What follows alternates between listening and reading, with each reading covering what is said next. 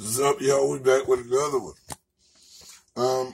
I hope you like the Malia and the Ryan Brown episode. We got another one coming. It's big things. But now we got an update since her remains was supposedly on that plane yesterday, right? Like 45 minutes before YouTube dropped my damn cartoon out for y'all to watch and enjoy. And just 2 hours ago, we supposedly have a breaking news. But they just keep saying the same thing over and over again, added on 1 or 2 new sentences. So let's get it. Leave your comments at the bottom and tell me what you think.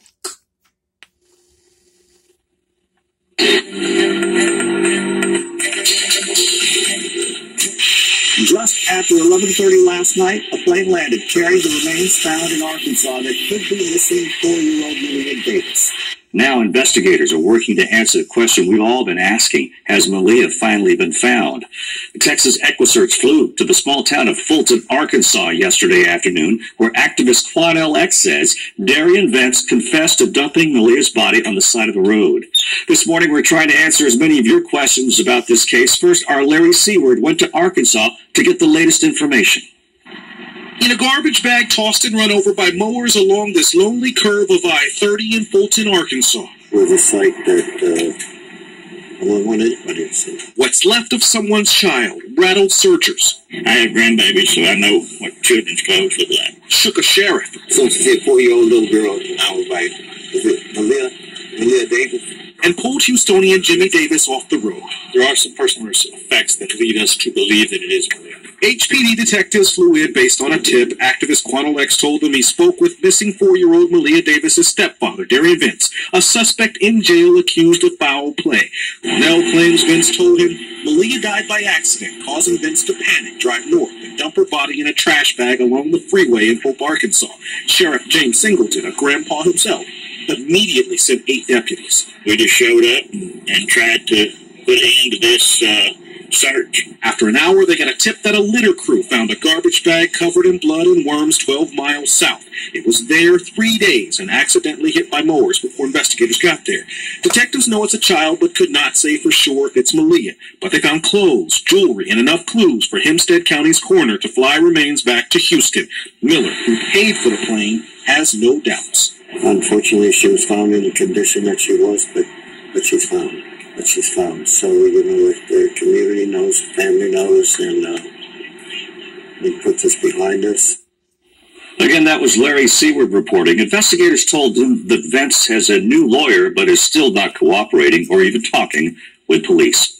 This case took a major turn yesterday morning after we got a call from community activist Quantal X, who says he met with his stepfather, Darian Vance, in jail. Quantal X said he always thought he could get Vince to open up during a one-on-one conversation. Now Vince's attorney is asking a Harris County judge to prevent Quantal X from visiting his client. Here's Lauren Talarico with some of the most compelling moments from her exclusive interview with the community activist. And I had received a tip from inside the jail that he was saying that he wanted to talk to me. And so I got up this morning and I prayed, and I told people close to me to pray for me. He told me where the body was. He told me what he did with it. And he said it was late at night, and he was making sure it was in the wee hours of the darkness. I know that you are no longer representing Brittany Bowens, but have you been in touch with her about these developments, or has she called you? She has texted me, asking me questions, and I have not responded at this moment. And in fact, to be honest with you, I don't plan to respond. I have no desire to. What's different about this case for you? You've done this a lot, and this one seems to have affected you very deeply. Because Malia didn't have to die. That child was being physically abused and physically tortured in that house. And they were covering it up. It's a damn shame that her mother chose a man over her own daughter. She says it was an accident. An accident is something that you don't intend to do. She died as a direct result of his willingness and his frustration and anger and hate to do what he did. That was not the first time he had physically abused that child. I know that for a fact. My ultimate goal was 2 things. Find Malia and find out what happened. Well, you just listened to 90 seconds of that interview. There is so much more than that with a lot of information. We posted the full 34-minute interview on KHOU.com. We know that there are so many questions out there, so you can find full coverage, including Quanell X's personal connection to this case and the full timeline in the search for Malia on our website, KHOU.com, and we have a special section dedicated to Malia on our KHOU app. And y'all might be mad because I call them cast members, because I don't call it what y'all call it, but okay, let's go in and check it out. Here we go. Curry mysteriously vanished from the home of her baby's father in the middle of the night. With no purse, no phone, Athena, and no child. Let's go. She had an extremely strong bond with the son. I have a hard time believing that she would just leave him. Why didn't she come back?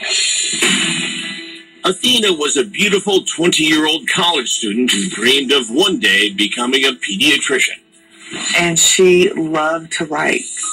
Remembering Athena with our Michelle Sagona brings tears to the eyes of her big sister, Aisha. I'm sorry. No, don't be sorry. Just take the time you need. Aisha was even at Athena's side in the delivery room when she gave birth to her son, King. She was a great mom.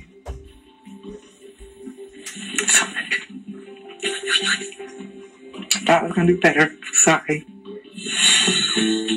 Athena was totally devoted to the child for the precious first 16 months of his life. But wherever she was, King was. And just before she disappeared, an excited Athena surprised Aisha with the news that she and King were about to become one big happy family with the child's 26-year-old father, Yusuf Ibn Mujahid. She said, guess what?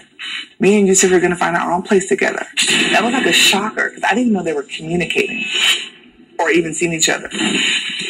Aisha says the two had been on again, off again for several years. They would fight, and that was what scared me about the relationship. Aisha claims Athena told her Yusuf had physically abused her in the past. Once Aisha alleges on the very day Athena was being discharged from the hospital after giving birth to his child. He had tasered her with a taser gun. He tasered her inside the hospital. Inside the hospital. She told you? Did she call the police? She did not call the police. And according to Sergeant Cherie Herbert, there had been other violent incidents. 2 days prior to her disappearance, she was outside screaming and hollering for the neighbors to call the police, and Yusuf was beating her on the ground. Police say Yusuf had likewise alleged that Athena was violent towards him, once attacking him with a pair of scissors. They've been fighting, and at some point she injured him. And in her last conversation with Athena, Aisha says she actually warned her sister to be careful after she'd taken her son and gone to spend a weekend house hunting with Yusuf. What I said to her was, I'm calling to check on you to make sure Yusuf didn't put you in a grave somewhere. That's how fearful I was of her spending any time with him. Eerily, Aisha would never see nor hear from her little sister again. So I speak to her that Friday. She doesn't come home that Monday, and her phone's dead. Like, at this point, I'm sick, scared.